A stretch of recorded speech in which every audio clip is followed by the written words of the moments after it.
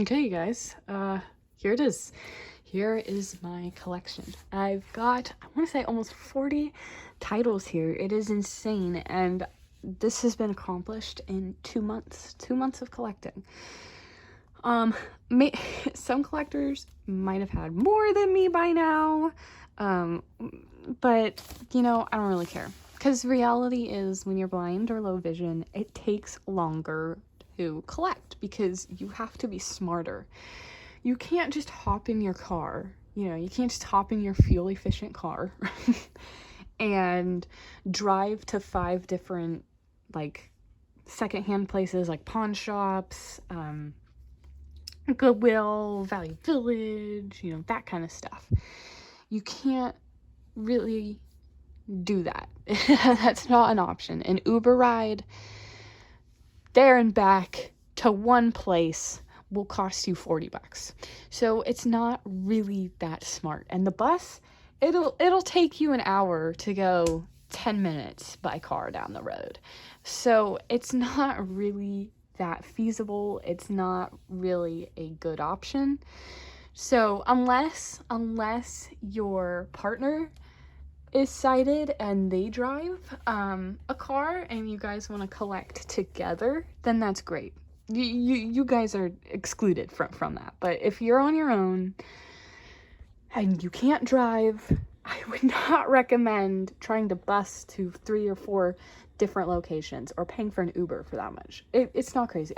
It's not advised. Okay, at that point, it would be cheaper for you to buy them all brand new off of Amazon, which is honestly my tip, okay? Use Amazon, okay? A lot of collectors on here will say, don't use Amazon. Don't do it. Don't you dare use Amazon, okay? But since we, who can't drive, don't really have the luxury of being able to drive around, Amazon is kind of our only option.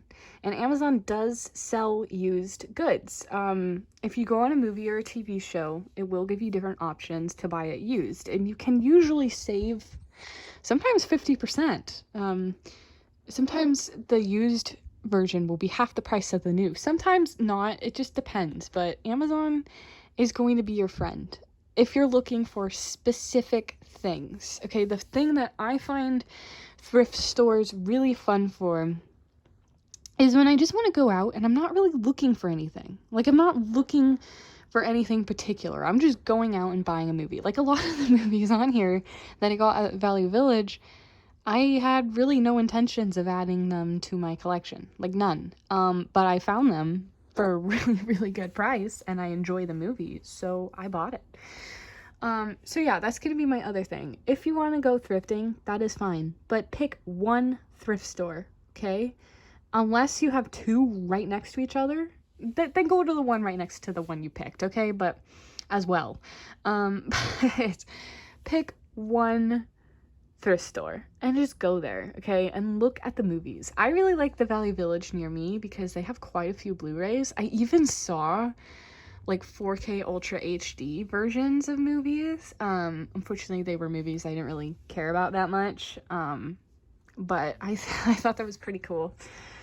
They sell a lot of TV shows at my local one too. It just totally depends on your area, but I really like my local Value Village. So that's personally where I go. I did go to Goodwill once, but Goodwill was very overwhelming. It's a collector's dream because they literally had a wall of just movies, like hundreds, probably 1,000. Okay, to be honest with you, movies. Like, they had a lot. There was a lot there, which if you're low vision and you're shopping by yourself, it is so overwhelming. And yes, you can ask an associate to help you go through the movies, but that is so much. It was so overwhelming. Whereas, like, with my Value Village, there is like one shelving unit, like one small shelving unit dedicated to like TV shows and Blu-rays, and I just stick to that. I don't even go to the to the other row. I just stick within that, and I use an app called Seeing AI to scan the barcodes on the movies. Each movie has a barcode, like Frozen collector's edition. there should be a barcode on the back. Yep, right there. And I use Seeing AI to scan the barcode, and it'll tell me it's frozen. It told me it was the collector's edition. I had no idea it was. So that's how I look for movies. So, yeah, and I just stick to what I'm comfortable with. But if I have a specific movie I'm looking for, I only buy it on Amazon or bestbuy.com or whatever it might be. Just because for me, for the average person, it's more expensive to do it that way. But if you can't drive, and when you factor in Uber costs and everything to go to a place that might not even have the movies you're looking for. They might not even have what you want. So that's another thing. It's like, I'm potentially wasting at least $40, at least. And if I want to go to one place, okay, if I want to go to two, bump that up to 60 or 70, okay? It quickly becomes not worth it. You know, it's like I spend almost $100 just on Uber, and I might only spend $20 on movies. It's really not worth it. So it's cheaper if you know what you want and you really, really want it. Amazon is going to end up being cheaper, especially if you could buy used copies for a discounted price. I bought 2 seasons of Doctor Who on Amazon. They're used. Both of them combined, including shipping, cost $30. Okay? One season of Doctor Who brand new will cost you $35 to $40. So I saved half. It was like 50% off by buying both season 1 and 2 of Doctor Who used off of Amazon. They're not here yet, but I did do that. So it ends up being cheaper. Yes, did I still spend a lot for a used item? Yeah, I did.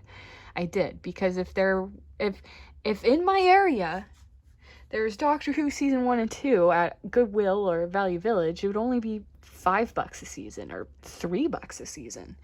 So yes, you could look at it as me losing money, but again, when you think about Uber costs, and I don't really have anyone that can drive that is interested in this hobby too, and it's just not worth it for me. So for me, I know when I'm spending $31, I know that it's for something I really want and not just throwing it out into the universe. Like, yes, Uber me to this Goodwill. Okay, then that Goodwill, and still nothing, you know? And even if I did find Doctor Who for $5 at a Goodwill, that's still a lot of Uber money, you know? To be going places with an expectation. So, honestly, that's just my opinion. If you're strapped for cash and you can't drive, and you don't have a fuel-efficient car, buy what you know you want on Amazon. Buy it used if you can. 2, if you want to go have fun and look at a thrift store, go to the thrift store. I found things at the thrift store that I didn't know I even wanted. Like Doctor Who. I wasn't planning on collecting Doctor Who, but I happened to find these at my Valley Village for $5 a pop. It was incredible. Yeah, so now let's go over my collection. I hope that helps. If you're blind or low vision and you're thinking of collecting physical media, I hope that helps. You can apply that to pretty much anything else, you know, CDs and whatnot. Go to 1, maybe 2 thrift stores if they're right next to each other to have some fun and just look around with no real wants or agenda. And you'll end up finding stuff that you want anyway. 2, only use Amazon for things that you know you want and you don't have the money, time, etc. to go to 10 different thrift stores to find what you're looking for, okay?